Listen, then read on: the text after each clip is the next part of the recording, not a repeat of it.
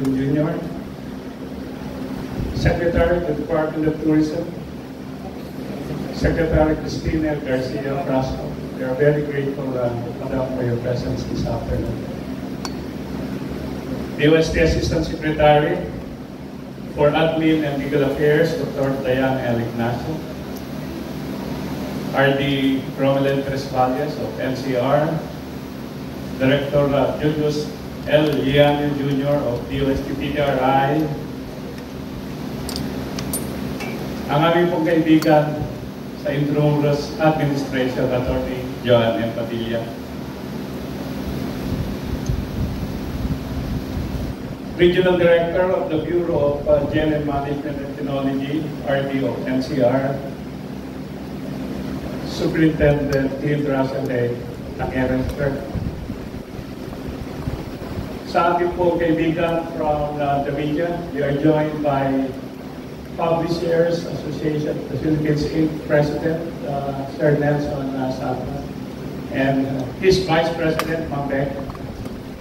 We are glad that later this afternoon we will be joined by, I think, more than 30 friends from the media.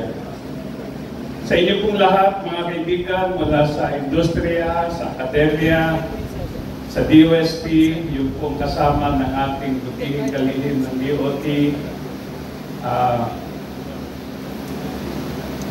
isang mapagaham na hapon po sa ating lahat.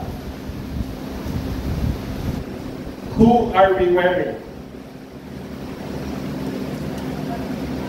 I repeat, who are we wearing?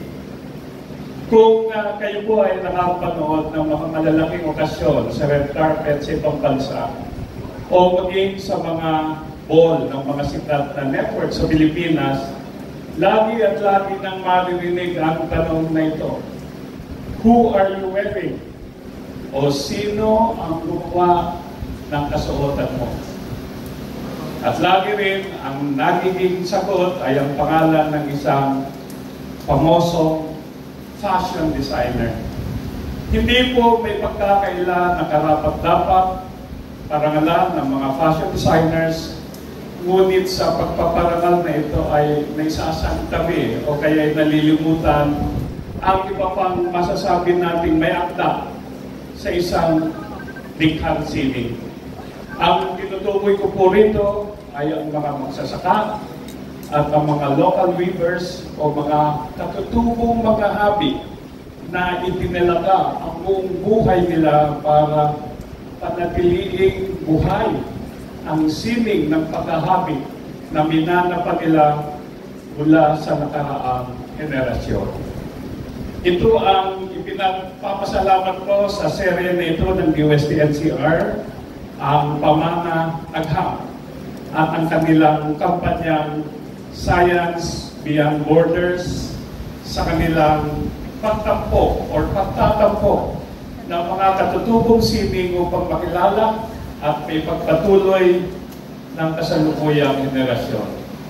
Kapuri-puri po ang PTRI sa pangunguna ni Director Liano at ang iba pang mga kasangga sa mga aktibidad na gaya po ito sa pagsisilbing tulay upang ang sining ng nakaraan ay manatiling makapuluhan, lalo na po sa mga bataang maaaring nalulunod na sa impluwensya ng iba't ibang kultura dala ng ating digital at interconnected na daigdig. Sino ang gumawa ng iyong kasagutan? Gaya ng ibang anyo ng sining tulad ng pagguhit, eskultura, pagpapantay at iba pa, bawat tagdang sining ay sumasalamin sa kasaysayan, sa loobin, paniniwala, at mga pinahahalagahan ng merda. Ang sabi nga, art is an expression of an artist's soul. At totoo naman, nangungusap ang bawat katutubong, habi at hidla, sinasalamin ang mayamang kultura ng bawat tribo at komunidad sa Pilipinas. Nariyan po ang pagpapahalaga sa kagandahan ng kalikasan na makikita sa mga habi ng tinala. Isang halimbawa ay ang disenyo ng kanilang lubon na nakakawik ng nimbus clouds na nagbabadya ng malakas na ulan. Para sa mga tribo sa Ifugao, ang disenyong binutuon o ang mga bituin ay kumakatawan sa mga naging supling ng araw at buwan. Naniniwala ang mga kababaihan na hindi lamang sila may hirapang manganak kung may ganitong disenyo sa kanilang mga sinturon. Maraming disenyo rin ang nagpaparangal at nagbibigay pugay sa mga katutubong Diyos ng ating mga ninuno. Ang linuhong ay sumusimbolo sa mga Diyos at magtatanim ng mga Ifugao. Naniniwala silang magiging saganang ari kung nakaukit ang disenyong ito sa kanilang mga kasuotan. Ang disenyong binaniya, ang disenyong binaniya naman ay mula sa paniniwala na noong unang araw ay bumaba sa lupa ang isang messenger deity para ituro sa mga unang gumawa ng rice terraces kung saan sila makakakuha ng tubig. Mula nooy iniuukit na ng mga Ifugao ang simbolo na ito sa kanilang mga rice granaries. At nariyan din ang tinagpo, isang simbolo ng tila isang tao na kumakatawan sa mga ninuno ng mga Ifugao na narating na ang estado ng isang demi-god sa kanilang o sa kabilang buhay. Nawawala pa ang mga mayamang mga paniniwalang ito sa pagpasok ng siyensya, teknolohiya o inobasyon? Ang sagot po ay hindi. Bagkus ay pinagpapaya o pinagyayaman pa ang mga katutubong sining na ito at ginagawang mas makabuluhan para sa kasalukuyang henerasyon. Ang pagtatayo po ng mga pasilidad sa iba't ibang panig ng bansa tulad ng First Natural Textile Fiber Innovation Hub sa Sultan Kudarat State University sa Mindanao.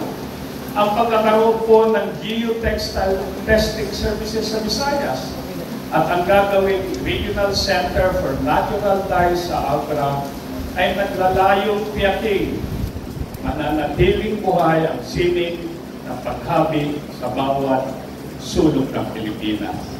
Gayon din ang mga ginagawang training ng PTRI at pagbibigay ng mga kagamitan na niniguro ng sustainability ng mga iba't ibang sining na ito. Magkatuwang po ang sining at kultura at ang siyensya at inobasyon. Ang pagsasanib na ito, ang pagtutulungan ng iba't ibang ahensya, ang magiging matibay na tulay na mag-uugnay sa iba't ibang henerasyon. Tulad ninyo ay nasasabi ko kung makita ang iba't ibang pagtatanghal at aktibidad sa 2 araw na pamanaghang. Siyensya sa bawat habi at hibla. Naway, marami pa ang bumisita sa exhibit na ating gagawin sa 2 araw at na mas may parating ang magandang balita tungkol sa ating mayamang sining at mga teknolohiyang gawang Pilipino para po sa Pilipino. Maraming salamat at magandang hapon sa inyong lahat.